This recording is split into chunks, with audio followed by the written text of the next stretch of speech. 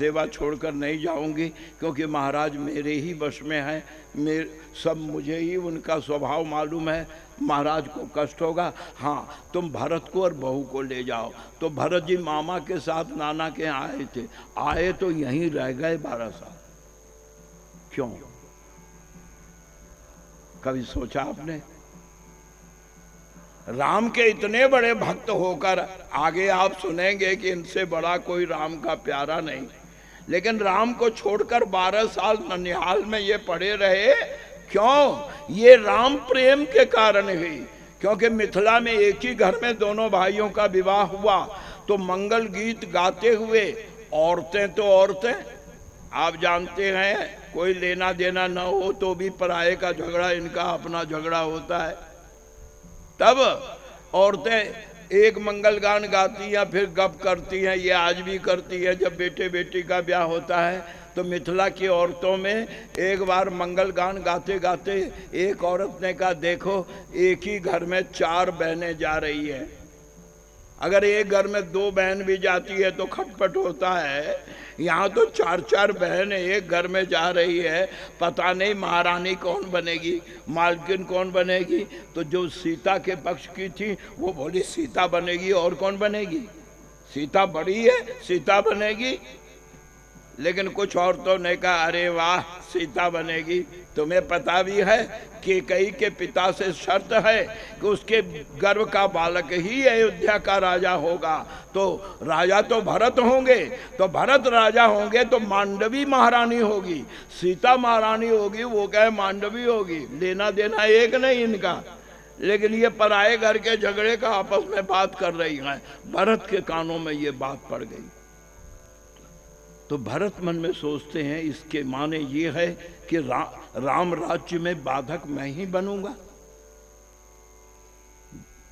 यानी मैं ही राम राज्य में बाधक बनूंगा। तब भरत जी ने, जब मामा ने कहा चलो, तो भरत जी ने सोचा इसी बहाने यहाँ से निकल जाऊं, क्योंकि भरत जी राजनीतिज्ञ थे। वो जानते थे जो नेता प्रजा से महीनों दूर रहता है वो आउट ऑफ माइंड हो जाता है। तो अगर मैं 12 साल अयोध्या से दूर रहूंगा तो किसी को मेरी याद भी नहीं होगी, मेरे राज्य का सवाल ही नहीं होगा। और यही तो कारण था। भरत जी मन में सोचते हैं, अगर मैं अयोध्या में रहूंगा तब तो विचार होगा कि राम राजा हो या भरत राजा हो। तब ये ननिहाल में ही बस गए। लेकिन हाय रे होनी, जब इधर अयोध्या में दुर्घटना प्रारंभ हुई तब से भरत एक रात नहीं सो पाए। विचार कर ही रहे थे कि अयोध्या के दूत पहुंचे। भरत ने पत्र देखा, दूतों से पूछा, क्यों दूत, अयोध्या में सब कुशल है ना? लेकिन दूतों ने उत्तर देने के बजाय सिर झुकाया। क्यों? भरत जी भी समझ गए कि शायद इन्हें मना किया गया है, ये कुछ बताएंगे नहीं। पत्र में कुछ पता नहीं चला, पत्र में इतना ही है कि पत्र देखते ही यहाँ वापस आ जाओ। भरत जी ने कहा मैं अभी चलूंगा। उसी रथ पर बैठे नाना ने आकर के रोका, विश्वजीत ने रोका कि ये घोड़े अभी आए हैं और इनको लेकर तुम जाओगे तुम पहुंच नहीं सकोगे। तब फिक्र न करो, मैं अपने प्यारे घोड़े इनमें लगवाता हूं, घोड़े बदल देता हूं।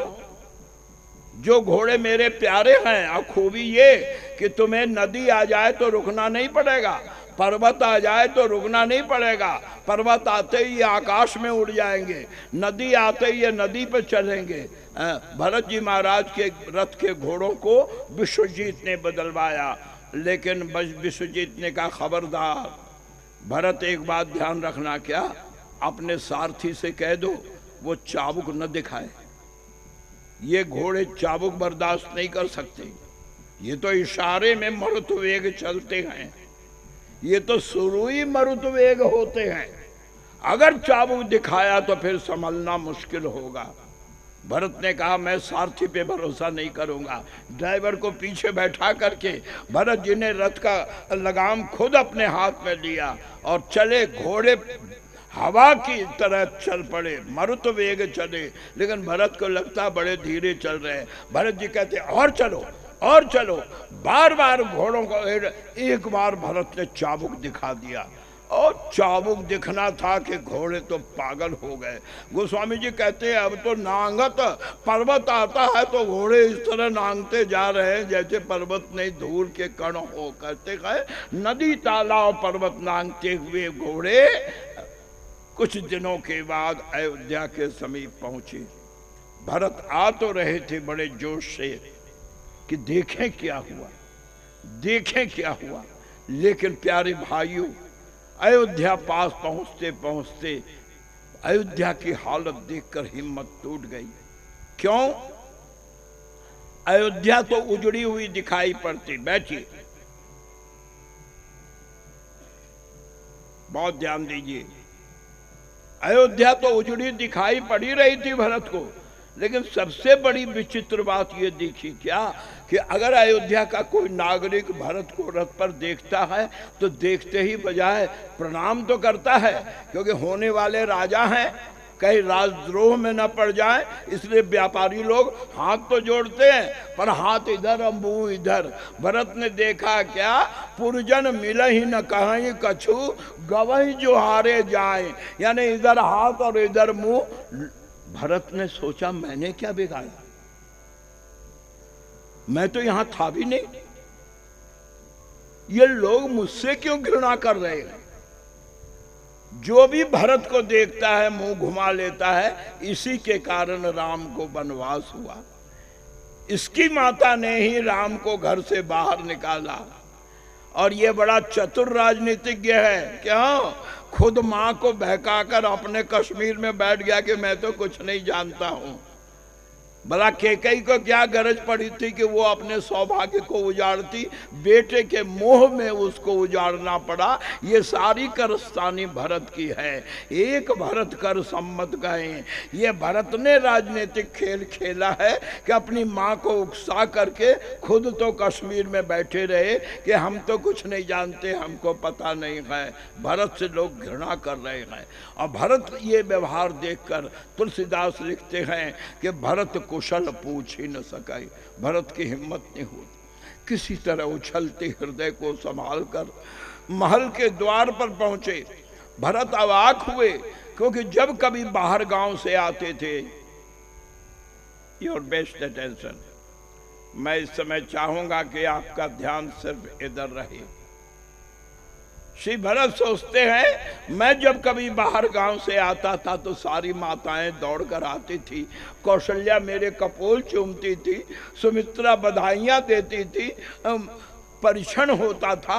आज कोई नहीं दिखाई पड़ता, राजमहल का द्वार सोना है। ये सब गए कहां? ये घर के लोग कहां गए? भरत सोच ही रहे थे कि इतने में एक शक्ल उभर कर आई। गोस्वामी जी महाराज क्लाइमेक्स देते हैं क्या कि आवत सुत सुन केकई नंदनी, केकई की पुत्री, महाराज केकई की पुत्री केकई ये जान करके कि मेरा बेटा आया और लोगों ने नफरत से मुंह घुमा दिया, क्रोध में आ गई। ये भूल गई कि पति की लाश घर में पड़ी हुई है। केकई कहती है कोई स्वागत करे या ना करे, राज पाकर मेरा बेटा पहली बार घर आया है और उसकी आरती नहीं होगी। तब केकई ने आरती सजा लिया। तुलसीदास लिखते हैं कि सजी आरती। गोस्वामी जी ने कथा रोक दी। केकई आरती सजाकर जैसे के भरत के लिए चली, गोस्वामी जी ने कथा रोक दी। पहली बार कथा रोककर वो श्रोता के सामने आए, बोले आप लोग सुन रहे हैं ये क्या हो रहा है? कभी ऐसा सुना आपने? इतनी औरतें बैठी हैं, जरा सोचो, तुम सोच भी सकती हो क्या कि पति की लाश घर में पड़ी हो और तुम किसी के लिए आरती सजाओ? ऐसा हो सकता है क्या? ऐसा कर सकती हो क्या? नहीं। पर केकई कर रही है कि पति की लाश भिनक रही है घर में, और किसी की आरती के लिए सजी आरती तुरंत उठ ढाई। गोस्वामी जी कलम लोग कर कहते हैं, प्यारे भाइयों, प्यारी बहनों, अगर कथा सुनते हो तो ध्यान रखो ये क्यों हुआ। कैकेयी तो राम को प्यार करती थी, दशरथ के लिए उसने अपनी जिंदगी खतरे में डाली थी, लेकिन ऐसा घर बदला क्यों? क्यों बदला? बोले कौन कुसंगति पाई न साई। अगर मंथरा का कुसंग ना होता तो आज ये घर इस तरह न उजड़ता। इसलिए कहा जाता है सत्संग करो, कुसंग से बनो। अगर सत्संग करोगे तो बिगड़ी हुई किस्मत भी बन जाएगी, और कुसंग करोगे तो अच्छी किस्मत भी बिगड़ जाएगी। संतन के संग लाग रे तेरी अच्छी बनेगी, संतन के संग लाग रे तेरी अच्छी बनेगी। अच्छी बनेगी तेरी बिगड़ी बनेगी, अच्छी बनेगी तेरी बिगड़ी बनेगी। अच्छी बनेगी तेरी बिगड़ी बनेगी, अच्छी बनेगी तेरी बिगड़ी बनेगी। तन के संग लाग रे तेरी अच्छी बनेगी, संतन के संग लाग रे तेरी अच्छी बनेगी। ओ ये तेरो बड़ो भाग रे तेरी अच्छी बनेगी। ओए तेरो बड़ो भाग रे तेरी अच्छी बनेगी। संत संग कर पुण्य कमाए, संत संग करे पुण्य कमाए।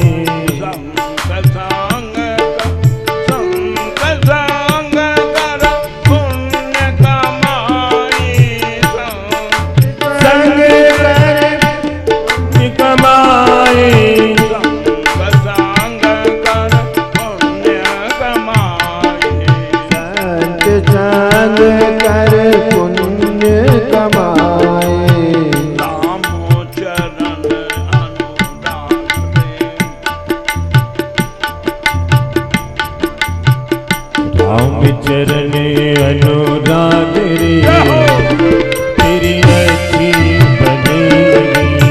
राम चरण अनुराग रे तेरी अच्छी बनेगी। माताओं ध्यान रखो, कभी कुसंग में एक क्षण भी न रहो, क्योंकि क्षण का कुसंग जन्म जन्म के बुद्धि को। वो कैकेयी जो अगले जन्म में राम को बेटा चाहती थी, आज घर से निकाल कर खुश हो रही है। वो कैकेयी जो अपने पति के प्राण बचाने को खुद प्राणों को संकट में डाला था, आज वो पति की लाश पड़ी है और आरती लेकर भरत देखकर आश्चर्यचकित हुए कि सारा घर रो रहा है और कैकेयी केवल प्रसन्न है। कहीं इसके कारण ही तो सब नहीं रो रहे हैं। भरत के मुख पर हवाई देखकर कैकेयी ने समझा कि यहाँ की खबर तो अभी मिली नहीं इसको, क्योंकि मना किया गया था कि यहाँ की खबर मत दो, और ये उदास आ रहा है तो कहीं मेरे पीहर में, मेरे मैके में, मेरे पिता के यहाँ कोई गड़बड़ी तो न हो गई। तो कहते हैं सुतहि ससोच और देख मन मारे और पूछत नैहर कुशल हमारे। हमारे घर में सब कुशल है ना बेटा? मेरे बाप के यहाँ सब कुशल है ना? गोस्वामी जी कहते हैं भरत का ही सब कुशल सुनाई। भरत ने कहा हाँ, मैं जब तक आया उस समय तक तो सब कुशल छोड़ आया, लेकिन तेरे घर तो मैं सब कुशल छोड़ आया हूँ, मेरे घर की क्या हालत हो रही है? कहू कहता पिताजी कहाँ है? मैंने पिताजी के लिए बड़े दुख स्वप्न देखे, जल्दी बता। और बार मैं आता था तो वो दौड़ कर आकर हृदय लगाते थे, कपोल चूमते थे, मेरी शिखा सूंघते थे। आज इतनी देर हो गया, पिताजी अभी तक ने कहाँ है? बीमार है क्या? कहाँ है? कहाँ है? ठीक है कहते ठहरो। हाय क्या कहती है बेटा, अरे बूढ़े हो गए, किसी के बाप सब दिन बने रहते हैं क्या? ये दुनिया तो आनी जानी है। भरत मन में सोचते हैं ये वेदांत बोल रही है। बोले पिताजी कहाँ हैं? बोले ठहर ठहर मैं बताती हूं। बोले क्या? बोले तेरी गैरहाजिरी में यहां तो तेरा भाग्य ही लुट रहा था, तू तो रास्ते का भिखारी बन रहा था। लेकिन मैंने कहा वाह, मेरे रहते मेरे बेटे की किस्मत से खिलवाड़ कोई कैसे करेगा, तो मैंने सब बनाया। तात बात मैं सकल समारी, अब भाई मंथरा सहाय। बेचारी मंथरा दासी थी, लेकिन कम से कम उसने समय पर मुझे खबर तो कर दिया। अगर राज तिलक होने के बाद खबर करती भी तो क्या होता, लेकिन हम मुझसे छिपाया गया।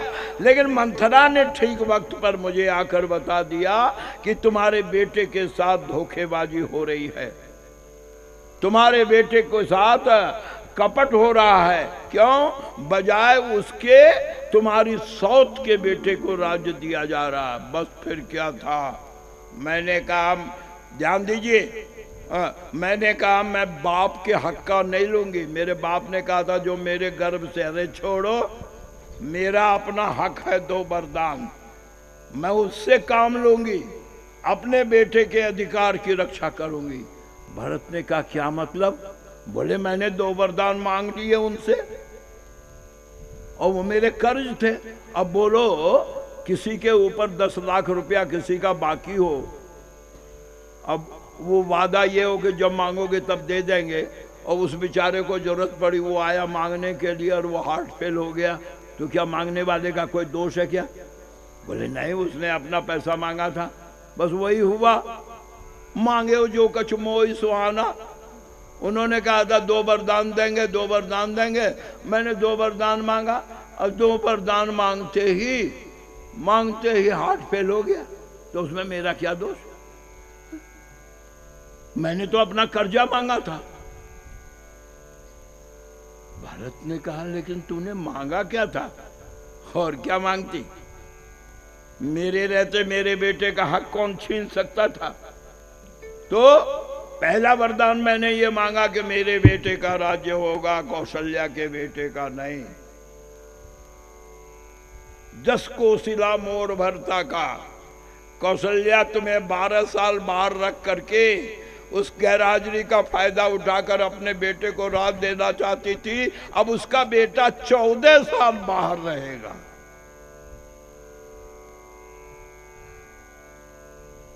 पहला वरदान मैंने मांगा तुम्हारा राज्य, दूसरा वरदान मांगा मैंने 14 वर्षों को राम का देश निकाला। और बेटा काम बनने को होता है ना तो सब तरफ से बनता है। मैंने सोचा राम गया, अगर लखन रहेगा तो बराबर कुछ न कुछ कांटा करता रहेगा, पर जोश में आकर लखन भी राम के साथ चला गया और सीता भी चली गई। अब तो पूरी गृहस्थी जब चली गई तो लौटने की उम्मीद भी क्या है? जब 14 साल कहीं बस जाएंगे तो फिर क्या लौटेंगे यहाँ? अब तुम्हारा राज अखंड है। सिंहासन पर बैठ करके राज मुकुट धारण करके मेरी आंखों को शीतल करो, मेरे कलेजे को ठंडा करो। बेटा मैंने तुम्हें राज्य बचा के रखा है, आज तुम अयोध्या के राजा हो। गोस्वामी जी कहते हैं भरत ही बिसरे वो पितु मरण। भरत तो भूल गए कि पिता की मौत हुई। एक टक्के कहीं को देखते हैं कि पापिनी, अरे कुछ रोने को बचा होता तो रोता, पापिनी सब ही भांति कुल नासा। तूने तो एकदम उजाड़ दिया। तूने मछली के जीने रहने के लिए पानी निकाल कर फेंक दिया तालाब से कि मछली जिंदा रहे। अरे पागल, राम भगत जल मम मन मीना। मैं मछली हूँ, बिना राम जल के कभी जिंदा रह नहीं सकता हूँ, और तूने मेरे जीवन को घर से बाहर कर दिया। अरे पापनी, कौन है तू? को हंसी? तू केकई नहीं हो सकती। मैं अपनी माँ केकई को जानता हूं, उनकी गोद खेला हूं, उनका दूध पिया है मैंने। तू केकई नहीं हो सकती। तू जरूर केकई के शरीर में घुसकर कोई पापात्मा है जो मेरे रघुवंश को उजाड़ करने आई है। सच बता तू कौन है। अरे पिता ने तुझ पे भरोसा कैसे किया? पिता तो कर्जदार मर गए, क्योंकि उन्होंने दिया था किसी और को और ले लिया किसी और ने, तो वो तो कर्जदार के कर्जदार रहे। क्या मतलब? उन्होंने वरदान उस औरत को दिया था जो पति के लिए अपना जान लगा सकती थी, और उस वरदान उस औरत ने लिया है जो अपने स्वार्थ के लिए पति का जान दे सकती है। ये तो पिता को धोखा हो गया। भूप प्रतीत तोर किमिकी ना। ओ मरण काल, मौत समीप थी ना, इसलिए बुद्धि भ्रष्ट हो गई। अरे कम से कम उन्हें यह कहना तो था कि ठीक है राज होगा, लेकिन भरत को आने दे। अरे मुझे आने तो दिया होता, पर लगता है पिता की बुद्धि भी भ्रष्ट हो गई थी। मरण काल विधिमति हर लीना। तेरे मुंह में कीड़े नहीं पड़ गए? बर मांगा तो मन भयो न पीड़ा, गिरी न मुंह जीव मुंह पड़े उन कीड़ा। कोतुआ से भरत ने तलवार निकाला। जिंदा नहीं छोड़ूंगा। तूने घर उजाड़ा है, तूने पूरे परिवार को रुलाया है, तुझे जीने का कोई हक नहीं है। जिंदा नहीं छोड़ूंगा। और जैसे ही तलवार उठाया कि पीछे शत्रुघ्न, जो अब तक हाथ मल रहे थे, क्यों कुछ बोल नहीं सकते। भरत हैं इष्ट, भरत हैं बड़े, और ये उनकी माता है। सुमित्रा होती तो अब तक तो शत्रुघ्न ने कई टुकड़े कर दिए होते, लेकिन लखी शत्रुघ्न भरत मात को खिलाई। ये भरत की माता है, मेरा कोई बस नहीं। हाथ मल रहे थे, लेकिन जब शत्रुघ्न भरत ने तलवार उठाई, पीछे से शत्रुघ्न ने कहा भैया ठीक है, मार दो। दुनिया की गंदी चीज को दुनिया से हटाने में कोई पाप नहीं है, ये हिंसा नहीं है। नहीं मारोगे तो कायरता होगी। अन्याय का करना अगर पाप है तो अन्याय का सहना उससे बड़ा पाप है। ये अहिंसा है। मारो। भरत ने तलवार उठाई। प्यारे भाइयों, केकई अवाक, पर तलवार उठी की उठी रह गई। क्यों? इसलिए गलत रास्ते पर अच्छे लोग भी चलते हैं, गलत रास्ते पर बुरे भी चलते हैं, लेकिन अच्छे लोगों का कोई खूंटा होता है। किसी को अपना बड़ा मानते, गुरु मानते हैं, मालिक मानते हैं, कुछ भी माने, पिता मानते हो, यानी अच्छे लोगों का खूंटा होता है। बुरे लोगों का कोई खूंटा नहीं होता है। बुरे लोग जब गलत कदम उठाते हैं तो फिसल जाते हैं। अच्छे लोग अगर कदम उठाते हैं तो उनको प्रभु संभाल लेते हैं। क्यों? इसलिए जानते हैं विधिवश सजन कुसंगति पड़े। प्रारब्ध बस कभी कभी अच्छे लोग भी गलत कदम उठाते हैं, लेकिन भगवान उनको बर्बाद नहीं होने देते हैं। एक संत कहते हैं कि भगवान के सच्चे भक्तों को, श्री राम के सच्चे भक्तों को क्या होता है? गलती तो सबसे होती है, लेकिन जो भगवान का होता है उसके साथ होता क्या है? श्री राम के सच्चे भक्तों को, घनश्याम के सच्चे भक्तों को पग पग पे सहारा मिलता है। भगवान के सच्चे भक्तों को पग पग पे सहारा मिलता है। श्री राम के सच्चे भक्तों को पग पग पे सहारा मिलता है।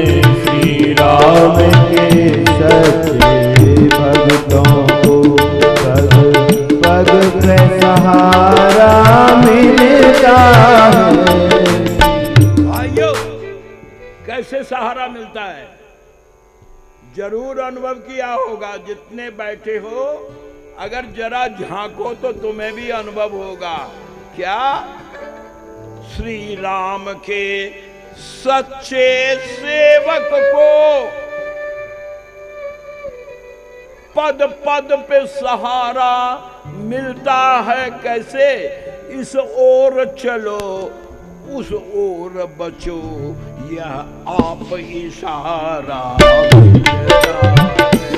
इस ओर चलो इस ओर बचो, यह आप इशारा मिलता है। श्री राम के सच्चे भक्तों को पग पग पे सहारा मिलता है। श्री राम के सच्चे भक्तों को पग पग पे सहारा मिलता है। इस ओर चलो उस ओर बचो, इस ओर चलो उस ओर बचो, यह आप इशारा मिलता है। इस ओर चलो इस ओर बचो, यह भाइयों जरा ध्यान देना, इसे ध्यान से सुनना। क्या कि कभी जीवन में ऐसा आता है कि जब जीवन में तूफान उठे और लहरों में नैया फंस जाए, चारों तरफ घिर जाए, कोई रास्ता न हो। याद रखो, अगर जीवन में ऐसे क्षण आए, क्या करें क्या न करें, कि जब जीवन में तूफान उठे, लहरों में नैया फंस जाए, तब यदि राम नाम का संबल हो तो सहज किनारा मिलता है। राम नाम संबल हो तो सहज किनारा मिलता है। श्री राम के सच्चे भक्तों को पग पग पे सहारा मिलता है। श्री राम के सच्चे भक्तों को। इसे जरा बहुत ध्यान से सुनना। अरबपति हो, करोड़पति हो, लेकिन कभी कभी एक्सीडेंटल ऐसी परिस्थिति आ जाती है, अपना पैसा काम नहीं आता है, अपना परिवार काम नहीं आता है, अपने लोग काम नहीं आते हैं, कि ना धन हो, बल ना साथी हो, और जब समय फिरता है तो दुश्मन